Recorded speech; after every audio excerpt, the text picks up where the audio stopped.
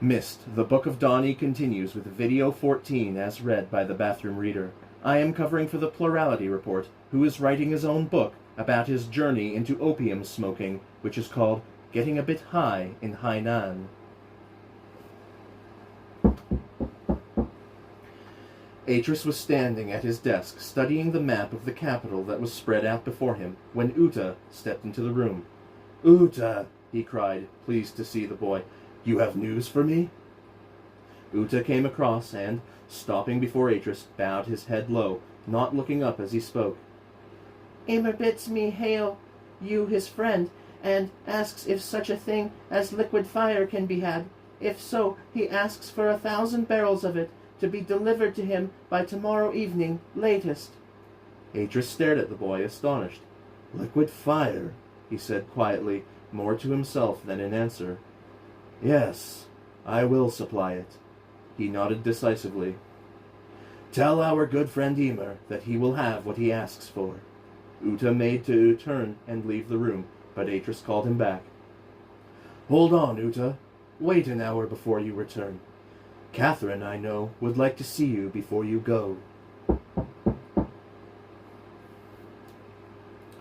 After the boy had gone, Atris stood there a long while, wondering what use Ymer was thinking of putting the liquid fire.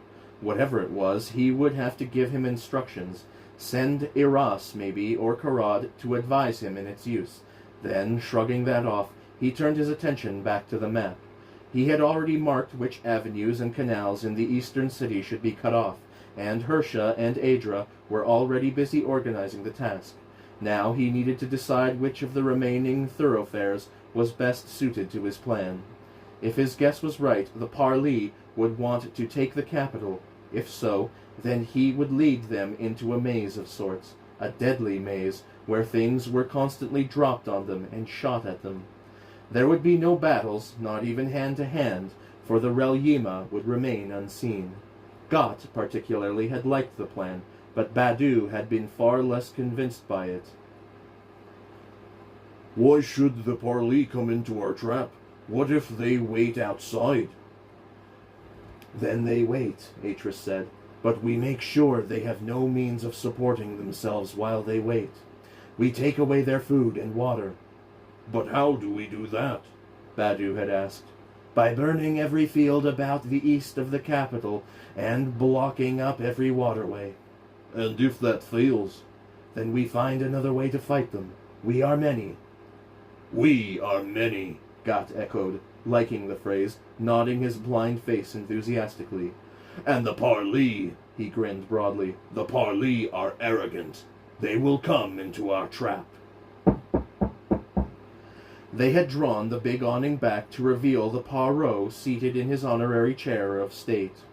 The Relyima had moved back out of sight, and the carriage seemed to rest, to float almost, between the pillars. The three Tirani halted, looking about them, not certain quite how to proceed.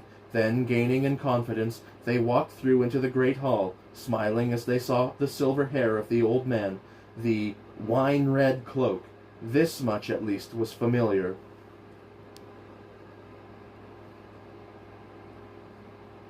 "Paro," one of them called, hailing the great steward. "We welcome you to Rodaraj. We are the last Tirani in the district.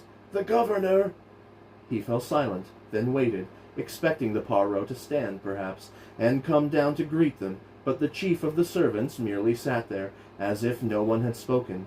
Indeed, now that they looked closer, the Tirani noticed that he was eating. They turned, looking back at the line of Parlee, who now stood along the line of the great doorway, blocking it, then turned back. Strange. "When we heard you had returned, we were overjoyed," The second of them said, then stopped, for the Parot had sat forward, as if about to speak. Instead, gesturing to the stewards behind them, he nodded toward the three Tirani, then drew his finger across his throat. "Paro?" one of them queried. "Is the interview over?" But he had barely finished the sentence when he was grabbed from behind. The Parot considered the half-eaten fruit in his hand, then threw it aside, feigning not to notice the slave, who quickly and unobtrusively retrieved it and carried it away. Practice, he told himself. All it needs is practice.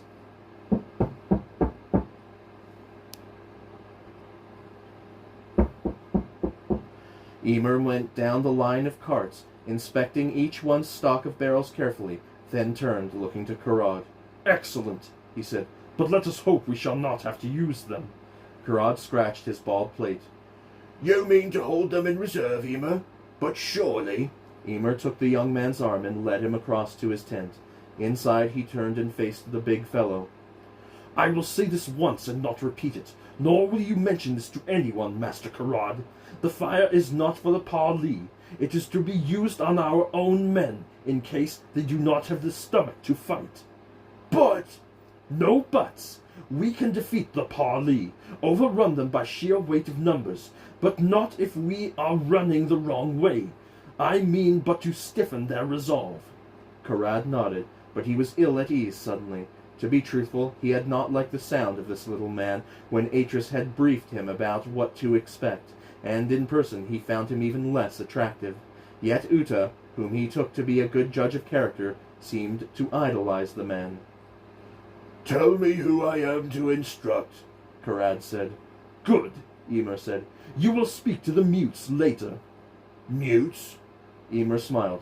"You think I could trust such a thing to men with tongues? Even Relyema talk amongst themselves." He met Emer's eyes briefly, seeing the cruelty there, alongside the anger he had expected to find, then lowered his head. As you wish, Emer. There were so many now that it was becoming a problem to feed and water them, to clothe them properly and find them weapons. But it would not be a problem for long. The Parley army was, if his scouts were right, but an hour away, camped in a great hollow on the edge of the local governor's estate. It was an hour from sunset, and if he took his men directly there, they could engage with the Parley before dark. Not that it mattered. Emer was prepared to fight them beneath the moon, if necessary. Indeed, he had considered long and hard whether there would be any advantage to doing so. But sunset seemed right somehow. Men were relaxed at that time of day, or would be in a camp, whereas his own men would be tense from a long, forced march. 500,000 men followed his banner now. It was more than 100 times the number of Parley, but that was no guarantee of success. If the first line faltered and turned, then he could find himself at the head of a retreating herd. They would trample themselves to death. He stretched his arms as he walked, then looked about him at his chiefs, who walked along beside him, men he had picked from the ranks for their attitude, men like himself mainly, and at the back of the small group, young Uta, who had proved a surprise. He had thought at first that Uta was a plant, an ear in his camp for Atris and the rest of them, but the child could not hide his enthusiasm. He was as keen as Emer to rid Tirani of the masters and their helpers. Emer grinned at the thought, then turned his attention to the runner who had come up over the hill and was heading directly toward him. "What is it?" he asked, neither stopping nor slowing his pace, letting the man fall in beside him. "Are the Parley on the move?" No, Emer, the man answered breathlessly. unless you count moving toward their beds as strategy. There was laughter among the leading group. "Then let us hope to find a few of them asleep," Emer said, and, hastening his pace, drew the long knife from his belt and raised it, as if the Parley were already in sight. The Parley were seated about their fires, talking and laughing, discussing the day's sport. The sun was low now, the shadows long, and the moon was already climbing the sky to the west. This was a pleasant land, more pleasant than most they ventured into, and the Relyema here were docile and conditioned. Even so, they had set a guard, as they did in more hostile ages, though more from habit than expectation of attack. It was thus that they failed to note the sudden darkening of the sky about the upper ridges of the valley, and if any there heard anything, they no doubt thought it was the sound of distant thunder. Emer, looking down on the encampment from the ridge, took in the neat disposition of the tents, the orderliness of the fires, the way the food wagons were placed, the other details, knowing he could learn from them. Then, having looked enough, he raised his arm, and, with a whooping cry, threw himself down the slope, yelling at the top of his voice as he ran, his weapon held high, hearing the great thunderous cries of his ragtag army as they threw themselves after him. He had considered silence and surprise, had thought of stealing into the camp at night and slitting throats. But this was better. He would lose more men, but what of it? No one praised a skulking man, but a bold one. That was different. As they smashed into the first line of parley, Emer felt a great wave of elation rise up in him and sweep him away, and for a time he was mindless, his knife arm rising and falling, cleaving friend and foe without distinction. And then, even as their defeat seemed certain, the parley rallied. A small group of them formed up at the center of the camp and began to fight their way out toward the great house at the far end of the valley. The Relyema, facing this determined group, buckled and fled, throwing their weapons down in fear. But Emer, coming to himself again, saw this, and, taking several of his hand-picked men, went and intercepted them, taking risks with his own life, showing his men by example what could be done, and in a moment the parley were overrun as more and more Relyema rejoined the fight. And then, suddenly, it was over, and a strange silence fell over the camp. Emer walked out into the center of the camp, seeing by the light of the campfires the great piles of dead that had fought there. "Burn it," he said, looking about him. "Burn it all! Then on to Hadara. Let us finish with these parley."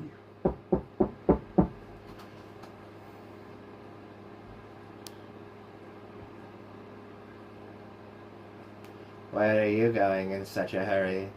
The Paro stopped, then slowly turned. The Relyema he was facing came barely to his chest, and in the flickering lamplight he seemed to have a strange, squinting face. Is no one carrying you, great steward? The Paro swallowed. The truth was, his slaves had deserted the moment the Relyema had attacked the encampment. He, fortunately, had been in the house at the time, and so had had the chance to escape, or so he'd thought. Would you like us to carry you, Paro? The man looked about him. The shadows might be playing tricks, but he had the strong sense that there were no friendly faces here. Were these men part of the slave army, or just stragglers? If so, he might yet intimidate them. "You have a litter?" he asked, trying to sound more confident than he felt. We do, their spokesman answered, and at his gesture, 4 of the Relyema brought up a simple straw pallet, then squatted there, as if about to let him mount. "That?" the Paro asked, incredulous now. It's what we use, the little man said. "Use?" to carry the bodies. The Paro's mouth went dry. "Hold him!" Emer said, smiling almost gentle as he stepped toward the great steward. "Hold him tightly while I gouge out his eyes." Atris heard the cheering long before the messenger arrived. Going out onto the balcony, he was in time to see Hersha hurry across the courtyard to intercept the man. There was a moment's brief consultation, and then the old man straightened, letting out a great whoop of joy. So Emer had done it. He had crushed the parley army. Atris took a long breath, glad in a way that he had not been needed. "Atris," Hersha called, coming across, "the parley have been destroyed, the Paro taken. And now Emer goes on to Hadara to finish the job." "Hadara?" "It is the place where they bring through the slaves. It is an awful, terrible place. Emer means to destroy it and close the link with the parley homeworld." Atris nodded, but he was wondering if Emer understood what was required to close the link. "We should stop the construction work," he said, setting his mind to practical matters. "I shall see to it," Hersha answered. "But at the same time I shall give permission to break into the Tirani wine cellars. We have been sober far too long, Atris. It is time to celebrate, and when Emer returns, we shall throw a great feast in his honor." "And Gat? Does Gat know yet?" I know, Gat said, coming up silently behind them. Can you not hear it, Atris? Listen, that noise. It is the sound of freedom. The entrance to Hadara was a long, dark slit in the earth. Broad black steps descended into that darkness, and as you walked down them the ground seemed to swallow you up. Down and down those steps went, as if to the very center of the world. The place stank. Its foul and fetid odor wafted up from the darkness like an unseen cloud. Emer wrinkled his nose. He had been 6 when he'd left here. Less than 8 weeks. That was all the time he had spent at Haydara, and yet those 50 days had left so deep a dark a scar on him that even now he shivered at the thought of what lay below where he stood. He bared his teeth, then, signaling for his men to follow, began the descent. Here, nearest the surface, spreading out to either side of the main stairway, were the quarters where the guards, Parley, of course, slept and ate, with spacious kitchens and good beds and huge lamps hanging from the ceilings of the rooms. Here, too, were the storerooms and weapons rooms. Emer stopped at one, going down the line of whips that hung from one wall and selecting a particularly fierce-looking one. But there were other things here, too, scourges and chains, cleavers and surgical knives, things that the masters, the Tarani scum, knew nothing of. For this was the domain of the Parley. Here the stewards were the lords and masters, given power by the Tarani to turn compliant captives into true slaves. Here the long months of subjugation in the training age were given their final polish, their final shape. Stepping out onto the great stairway again, he gestured to his men. "Bring lamps!" They hurried, returning a moment later in a blaze of light, falling in to either side of Emer as he began the descent again. Ahead lay the great gate. Beyond it were the pens. It was a huge circle of stone, wedged into the surrounding earth. At the center of it, 20 feet apart, were 2 enormous doors made of thick stone bars, like the doors of a massive cell. And so it was, for down here they had kept more than 1,000,000 Relyima at a time, boys, none of them older than 7 or 8, and most far younger. Emer looked to his left. "You remember this place, Uta?" Uta hesitated, then nodded, his eyes filled with fear. "Some shut it out," Emer said. "It is the only way they can deal with it. But I remember everything." Yes, Uta said, his voice small, afraid. I remember too. "Good," Emer said, then walked on. The gates were unlocked. Emer waited as his men pushed the massive things back on their hinges, then went through. Here the stink became a stench. Farther up in the Parley quarters there had been ventilation shafts and fans, but here, though there was some ventilation, it was of the most basic kind, and the smell of the millions who had passed through here lingered on. That stench, more than anything, reminded him. He had seen such cruelty here, such studied brutality, that in retrospect he had found the training age almost humane by comparison. Here not a single mistake was tolerated. Floggings and beatings had been the norm, and worse, even those who complied were sometimes taken for sport or simple malice, and the worst of it had been his own impotence to act. What he felt now, he had felt then. That same burning anger, that same hideous sense of injustice. Well, now he could do something about that. Now he could take an army through to destroy the Parley world and erase all memory of their existence. He went down, the torches burning in the darkness, revealing to either side the great cages, pens they had called them, as if the Relyima were simple beasts that had held 10,000 boys at a time. Endless rows of ankle chains littered the floors, deep drainage sluices crisscrossing the cold stone. Here, if a boy died, he was left until he rotted, as a lesson, one of the many that the Parley had taught them. Next, running back into the earth for miles in all directions were the tunnels where they had learned the art of moving silently, tunnels in which, should a boy forget which exit he should take, he could be lost forever. Farther down were the chambers where they kept the training weights, the massive iron blocks still on their pulleys, 100 ropes dangling limply down, the leather harnesses lying empty on the floor. Once more he bared his teeth at the memory, then turned away. Down he went, down past more pens, more chambers where they'd learned their hideous tasks. Down finally to the lowest level where, beyond one final gate, the book rooms lay. Emer was sitting in the night, silent, Thoughtful, the Paro's throne beneath him, his army camped in the valley below, their campfires speckling the blackness. It was there that the messenger found him. Kneeling, the man held out the scroll that had been sent. Emer took it, then handed it to the scribe, who stood there, ever present at his side. The scribe unrolled the paper and quickly read it through. Then, raising his voice, he read aloud. Good brother, we salute you. Your victory is a victory for all the Realima. To celebrate this most happy occasion, there shall be a great feast in the capital when you return. The elders thank you and hold you in great honor. Emer waited, then looked to the map. Is that all? The scribe kept his eyes averted. That is all, master. Emer grabbed the paper from him and tore it up. So that was it, eh? A feast. And then what? Was he their servant, to do this for them and that? No, it wasn't enough. Not half enough. When he went back, the old men would still be in control. And what would he do? Sit on his hands and watch them make a mess of things? No, no, that would not be. He stood, angry now. Forget the parley. He would deal with this first. We thank you and honor you, he said, a mocking sneer in his voice. Then, turning, he clapped his hands. Scribe, he barked. Bring pen and paper. I have an answer for the old man. Falling to his knees, the messenger hung his head before old Gat, as if he was ashamed. Well, man, Gat asked. what is it?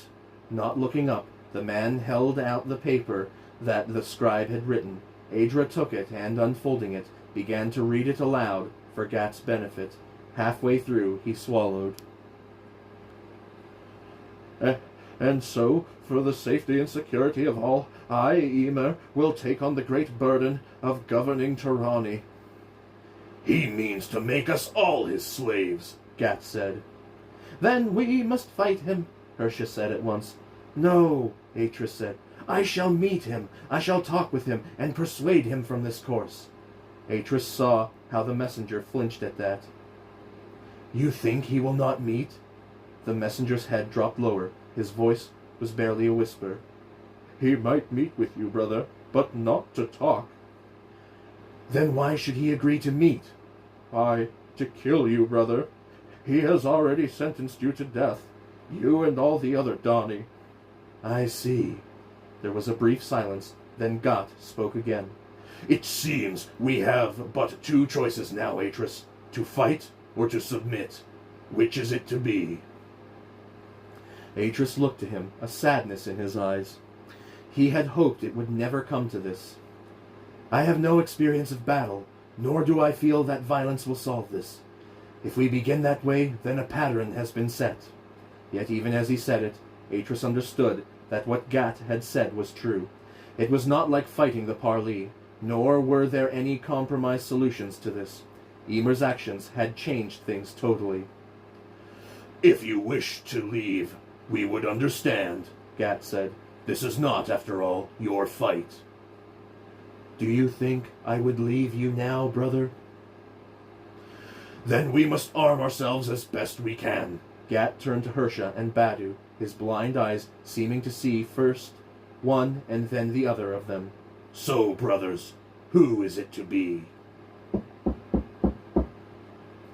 The spiral tower twisted into the sky, the shattered edges of its pearled interior fire-blackened, its delicate glass windows, once a Tirani child's delight, now dark like blinded eyes. Within its jagged shadow, at the center of a deep, luxurious lawn, Emer's great tent had been pitched, its blood-red canvas like a stain. About it, the burned-out ruins of the once great house still smoldered, sending a smudge of black into the cloudless summer sky. Beneath the mound on which it stood, a valley sloped away. Once wooded, it had been cleared, and the tents of a great army, 500,000 strong, now filled it, a vast tide of multicolored canvas stretching out of sight, surrounding the ancient watercourse that wound its way between the folding hills. It was a warm, windless evening, and the ragged golden banners above the great tent hung limp now. Slaves moved back and forth across the green, going about their tasks, while in a palanquin before the tent sat Emer himself, his chiefs and servants in attendance. Right now he was silent, brooding, staring past the valley at the distant city. It was no more than 5 days' march away, a massive marker that drew the eye constantly to it. Emer belched noisily, then looked down at the pair of lenses in his hands. He had not dared to look through them himself, yet it was said that with these the Dani could see far into the distance, yes, and even penetrate the darkness with them. They were magical, and he had stolen that magic. He had watched Atris at the gathering, seeing that disdainful look on the liar's face, and though the others might be fooled, he was not. The Dani were masters, like the Tirani, and given the chance, they would install their mastery once more. They spoke the same language and shared the same blood. How could they not be masters? Not that everything about the masters had been wrong. The Relyima had to be ruled, after all, but all this nonsense about absolute codes and laws could not do it. It needed a strong man to make strong laws. Emer looked about him. Good. All of their eyes were averted, so he had ordered. They were not to look at him, not even to cast their glance over him as their eyes traveled elsewhere. Relyima he was, and so he would remain, even when all others could be seen. On the far side of the mound, a path led down into the valley. Along that path a great line of wagons made their way, a dozen slaves harnessed to each wagon, straining to pull the heavy loads of food that would feed Emer's army. A chosen man seated at the bench of each, whipping on their fellow slaves. Old habits could prove useful, Emer knew, and he would not discourage them. Some men were born to be slaves. They had a menial cast of mind, but others could be raised and used. So he would order his society, so build his kingdom from the ruins of the old. His eyes strayed to the path again, noticing something. A running man, heading up the path against the stream of wagons. Emer stood, drawing the big cleaver he had chosen as his preferred weapon. As the man approached, he relaxed. It was one of his own messengers. Even so, he kept the cleaver at his side, just in case. 10 paces from Emer, the man dropped to his knees and bent double. "Speak," Emer said. "We have had word," the man said. "A rival army has been formed. Old Badu is leading it." "And how big is this army?" 50,000 men. Some say 80. Emer grinned and looked about him. Others were smiling now, though none dared to look, each one of them flinching from his gaze. Even if the higher figure were true, his own army was at least 6 times that size, and better armed, no doubt. "How far are they from here?" 2 days' march. Emer grinned. "Good." He raised his hands and clapped them together. At once 2 slaves came scuttling and fell to the earth beneath his feet. "Bring me food," he ordered, clipping one of them hard about the ear, just as he had so often been struck back in those days when he had been a slave. "And wine, the best in the cellars." Emer looked about him arrogantly. "Come, brothers, let us celebrate our victory." Emer had burned all of the land for miles around, then had waited at the center of that great circle of darkness, the best part of 300,000 men at his back, as Badu's army timidly crossed that black, featureless terrain. Poor Badu, Emer thought, resting his foot on the old man's corpse. He hadn't stood a chance. Not that he'd had more than 100 of his men with him by the time he'd reached Emer. The rest had run. Not far, for Emer's own men were waiting for them, with whips and chains. Now they crouched nearby, chained to each other, hand and foot, waiting to see what Emer would do with them. "Uta," Emer said, calling the boy to him. "I have a task for you. I want you to go to the elders and tell them this. If they want to avoid my wrath and battle, they must send the Dani, Atris, to meet me. If not, I shall kill them all." Uta, who had averted his eyes, nodded. "Then hurry, boy. I am impatient for that answer." The wind was blowing gently as Uta walked up between the trees at the foot of the valley and past the guard post. On he went, up that much trampled path and out onto the hump, from where he could see the great house nestled into the hills at the far end of the valley. The house was ruined now, and as he looked, he saw the blood-red smudge that was Emer's tent. Between was a large swath of makeshift canopies, of silk and sack and canvas, and of as many colors as the eye could imagine. 2 days he'd been away, only 2 days, and yet it all had changed. Atris had begged him to stay, had said he'd send another messenger to give the man his answer, but Uta had refused. He had chosen. He was Emer's messenger now, and he must live with that. Uta scratched at the stubble on his head, then scrambled down the well-worn path. A dozen paces and he was among their tents, conscious suddenly of what a ragtag assortment of ill-fed and undisciplined souls they were. Some lay within their tents, drunk or asleep. Others sat outside and nervously picked at their unwashed limbs. Most were silent, however, and subdued, their natural docility unchanged. Dark-eyed like cattle they were, though some were palpably afraid. Walking among them, he seemed to see their faces for the first time, his gaze, like his presence, unchallenged. Makeshift weapons hung from the poles of their lean-tos, kitchen and farming implements mainly, but occasionally some clever adaptation of a Turani toy. But what struck him most was the silence of an encampment so large. What once had seemed as natural as breath now seemed the most unnatural thing of all. His time among the Dani, with their incessant talk, their curiosity, their laughter, had changed him. Catherine particularly had encouraged him to talk, and Merim too, so that now he found this silence not just sorrowful, but obscene, the most palpable sign of mastery, and they were done with mastery, or so he'd thought. Uta raised his eyes, looking between the tents, and saw again the house, and the palatial tent that stood before it, its golden banners idle in the still warm air, and walked on, knowing that he had at last begun to see. In the first light of dawn, Atris stood to one side of the big arch, watching the Relyima come through, marching in ranks as he had taught them, some of them risking a glance at him as they passed.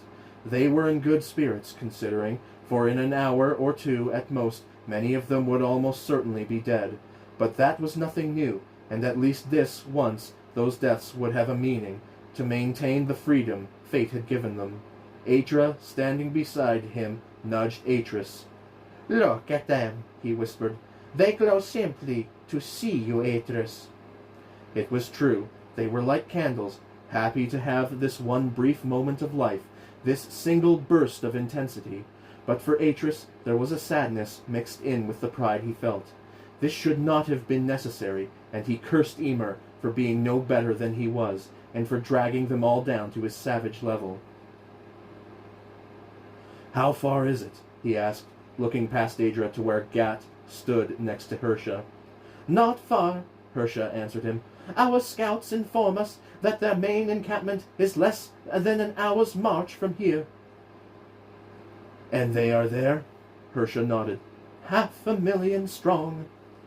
Which meant the odds were heavily against them. But Atris was not dismayed by that. He had organized his lesser force as well as he could, given the brief time they had to prepare for this, emphasizing to them that it was strategy more than sheer numbers that would win this fight. Or so he hoped, for neither Dani nor Turani had much experience in warfare, not in their homeworlds, nor in any of the ages they had written. All this was new, and he could only pray that intelligence and discipline would triumph over size and brute force. This day would tell. As the others walked on, he joined them, silent now, brooding on the battle to come, and wondering, at the last, whether he would ever see Catherine again. At least in that respect the Relyima were fortunate, for it was easy when there was no one to regret your passing. Easier to bear your own death when there were no ties to life. They went on, expecting at any moment to find their enemy ahead of them, to come to the crest of a hill and find Emer's mighty army there below him, armed and waiting, and as the minutes passed, a heavy silence fell over their ranks. The day grew, slowly the sun rose, the shadows shortened, and suddenly there ahead of them was the enemy. Atreus called a halt, then stood there, just ahead of them, one hand up shielding his brow, as he peered through his lenses at the distant camp. Well, Aedra asked, but Atreus put up a hand, begging for his silence. Another long moment passed, then Atreus gestured that they should move on. Aedra hurried to catch up with him. well, He asked again. have they seen us yet? Atreus walked on in silence, striding now, so that Aedra had almost to run to catch up with him. What is it? They've gone. Gone? Aedra put his hand on Atreus's arm and pulled him round. What do you mean, gone? How can an army of 500,000 go? Atreus stopped. Behind him, the great host of Relyma came to a sudden halt. I do not know, but the camp has been abandoned. Their tents are all still there, and there are hundreds of huge wagons piled with food, but there is no sign of Ymir's army. Aedra turned, looking about him anxiously. Then maybe it's a trap. I do not think so. But how can you be sure? Because it is Ymir, and Ymir would not hesitate to try to crush us on the battlefield. He would think it shameful to set traps. Then what has happened? Stepping up to join them, Got answered Aedra. I'd say our friend is dead. No other obstacle would keep him from the battlefield. I'd say that's so, Atreus agreed, yet I dare not hope it true. Nor I, Gat said. but let us go and see. They found Ymir on the lawn before his tent, on his back, his blank eyes staring sightlessly at the unblemished sky, the knife that had taken his breath still lodged within his ribs. Close by, his own wounds all too evident, lay Uta, also dead. Seeing the child, Atreus felt a pain so sharp it took his breath away. He groaned and wrapped his arms about himself, and Got, not knowing what it was, called upon Hersha to tell him. It is the slave child, Hersha answered, his own face creased with pain. the boy he saved, the one who spoke out for him at the gathering. The old man groaned, then straightened up.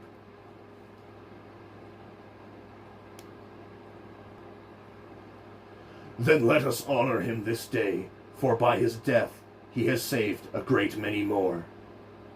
Aedra stood there, watching Atreus a while, seeing how he went across and, lifting the boy, cradled him, as if he were his own. Atreus turned to face them, tears on his cheeks. Send messengers out to spread the news, and to tell the Relyma elders to come to a gathering in the capital. He looked down at the child again, then shook his head. This is the end. There must be no more of this.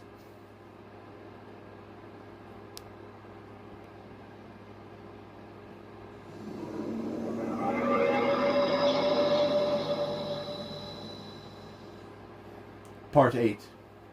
He who numbers but does not name.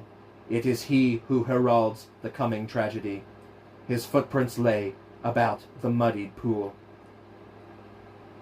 From the Ijema Tarak, Book 4, verses 3111 to 14.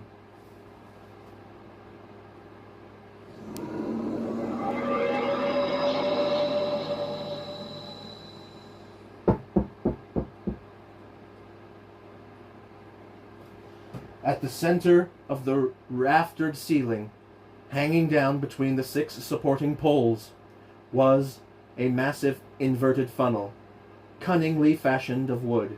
Beneath it a circle of earth had been excavated and filled with close-fitting stones, that pit surrounded by a built-up bank of rock, in which a huge pile of firewood had been carefully stacked. Outside, the great plains of this new age ran dark to the horizon, the distant mountains touched by the pale light of a tiny moon.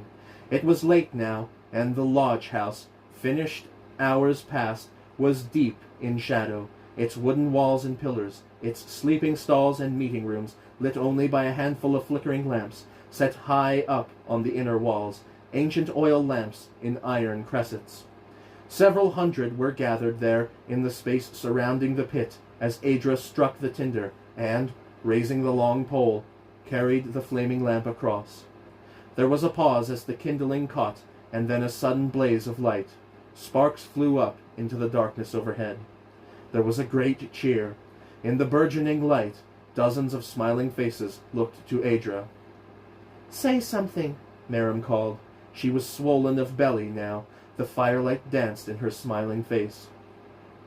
Aedra looked about him, then, casting the pole on to the blazing fire, he raised both arms for silence. "Friends," he began, "this has been a memorable day, a day of new beginnings, and I am glad to be among such company. But lest we forget, I would like to thank one person who, above all others, is responsible for our happiness." He turned, looking to where Atris sat beside Catherine, and extending an arm, beckoned Atris to join him. Reluctantly, Atris stood and came across. There was another huge cheer that went on until Aedra raised a hand for silence. "My words are brief and simple," Aedra said, and, turning to Atris, he bowed deeply. "On behalf of all here, we thank you, Atris." There were more cheers and whoops from Iras and Karad. Atris looked about him, his expression for that moment stern, determined, the face they knew so well, and then he smiled. Friends, He turned, looking to Got. brothers, I am fortunate to be here with you tonight. Fortunate to have known you all. But now you must set out on this new venture without me. There were cries of, "No!" and "Stay!" but Atris waved them aside. This is your world, your experiment in living, not mine. Yet I would offer you some words of advice before we part. Total silence had fallen among the watching gathering. Only the crackle of the flames broke that silence as Atris looked about him.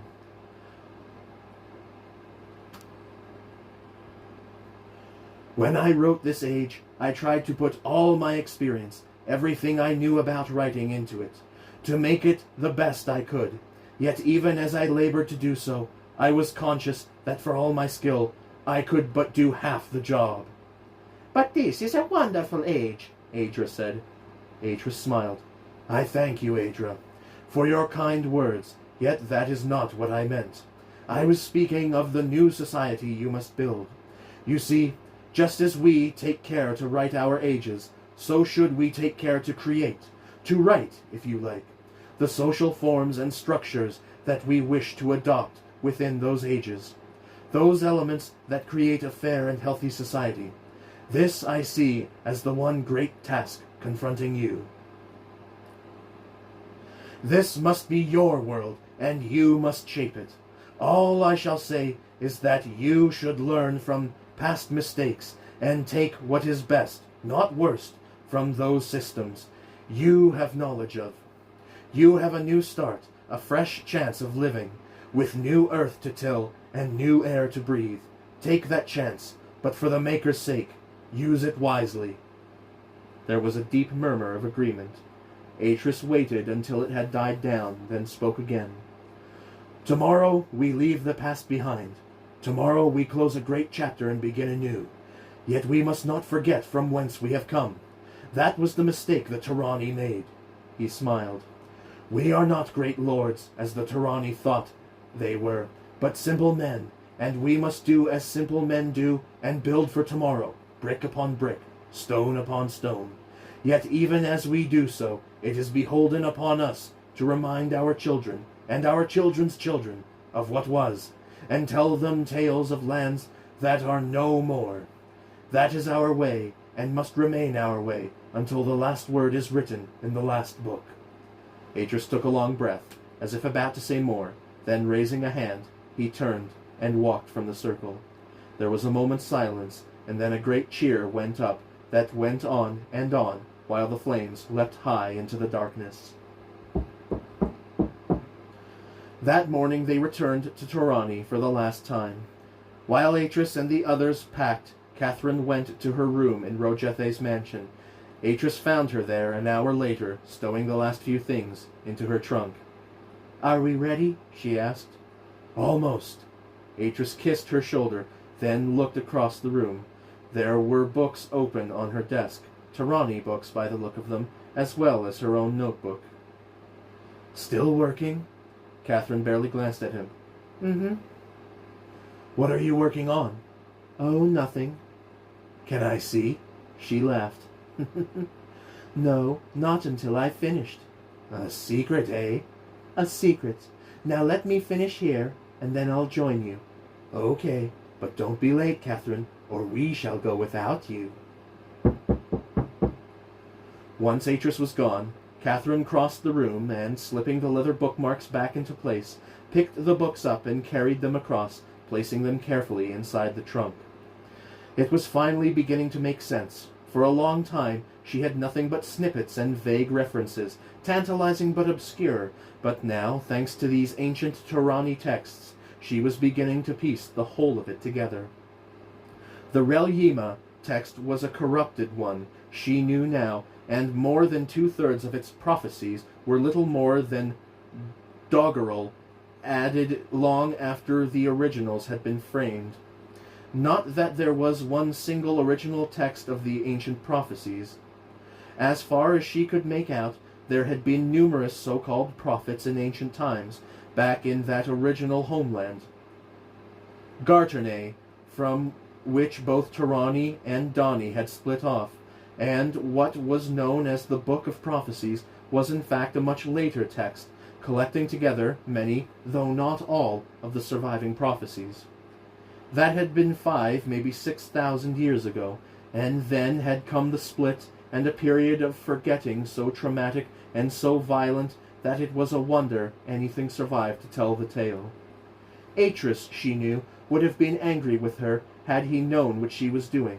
He did not believe in fate and counted the prophecies a lot of superstitious nonsense, as she at first had done, but circumstance had changed her mind. A year ago, at the same time, Atris had begun work on his new age. She had begun a deeper, more serious investigation into the matter, gathering together everything she could find on the subject, sifting through that great pile of books until she had established what was genuine and what were later additions to the canon. But now time had caught up with her. It was time to leave Tarani, even as she had begun to make sense of what had happened here. Yet even that, she knew now, was as it was meant to be, for time was a circle, and the circle was about to be closed. She closed the lid of the trunk and tightened the leather straps, then went out into the hallway and called for Eras and Karad to help her carry it. Time. It was indeed time. The sun was beginning to set as they gathered in the ruins on the top of the great plateau. Most had gone through already to the new age, but a handful still remained, along with Hersha and the old man, Gat, who, with a party of Rel-Yima, were to help in those final moments. A new vault had been built over the old book chamber. 2 holes had been cut into its top surface, one a narrow octagonal well, the other a kind of entrance, shaped like a huge arrowhead. Beside the vault 2 huge pulleys rested, from each of which dangled massive chains of Nara, the final links of which were pinned into the marble smooth surface of a massive wedge of stone. 2 teams of 50 Rel-Yima waited in harness, watching as Atris went over to greet Hersha and Gat. The time is here, Atris said solemnly. So it is, Gat said, his long face pushing the air. We thought you should know, Atris. We have renamed this age. Today it is Tarani still, but tomorrow, when we wake, it shall be known as Devokan. Hope, Atris said, translating the ancient Dani word. That is a good name for a world. Gat nodded. We work to build a better, simpler world.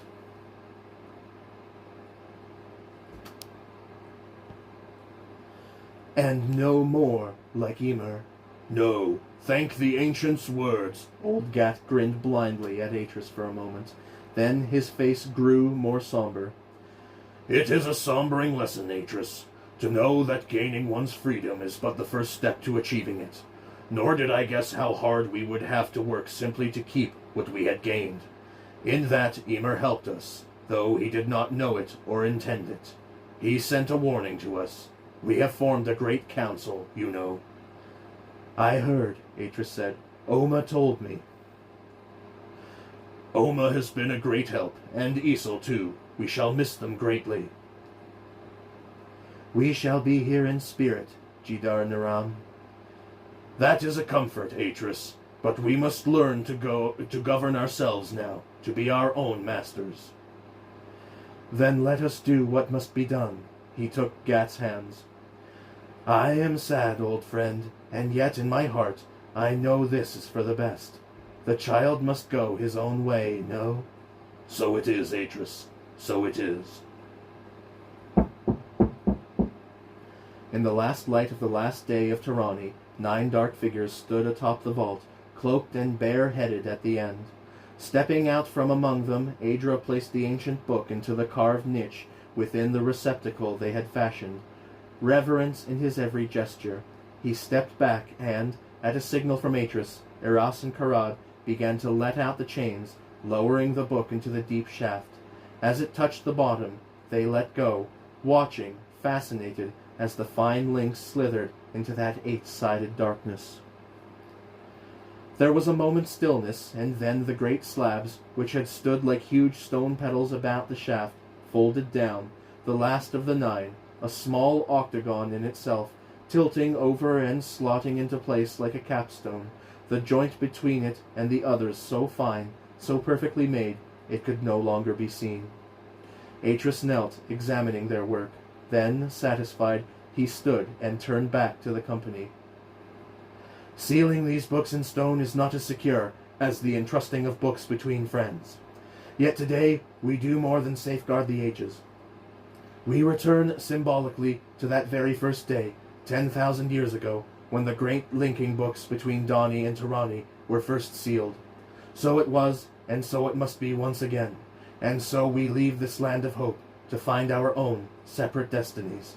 Atris turned, looking behind him at the dying sun. A bird called high and sweet in the distance. They stood there, watching him, Catherine and Adra and his young wife Miriam, Karad and Eras, Masters Taman and Tergan, and lastly, young Alam from Averon, who had left her parents in her native world to be Miriam's pupil.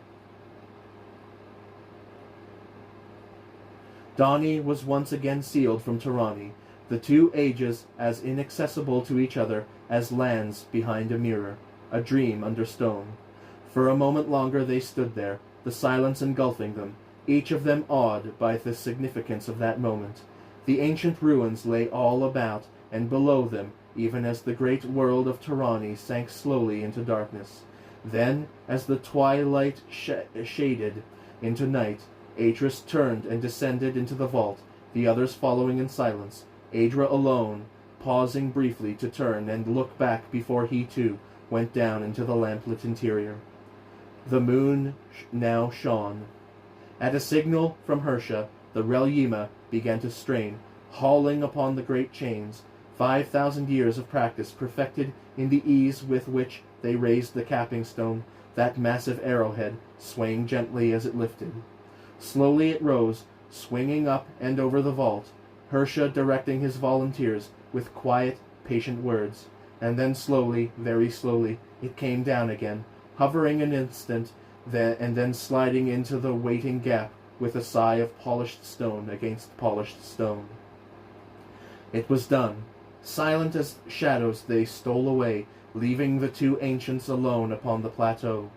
They were still a moment, but both blind and seeing eyes staring at the great vault that sat amid the ruins, and then they too turned away. Shadows on the silver, and silence. The circle closed.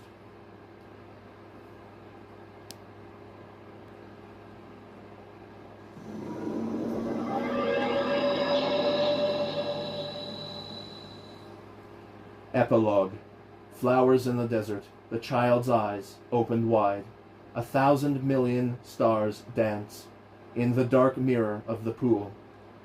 From an untitled Tarani scroll of ancient origin.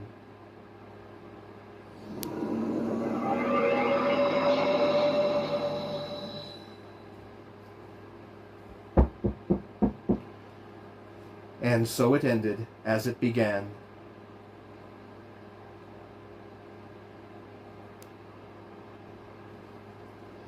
Standing there, amongst that small and humble company, I felt a sense of closure, as if the universe itself had taken pause before the final page was turned, the last word written. So it felt as night fell, there on the plateau where our great journey had begun, where, several thousand years before, that first great sealing off of ages had taken place.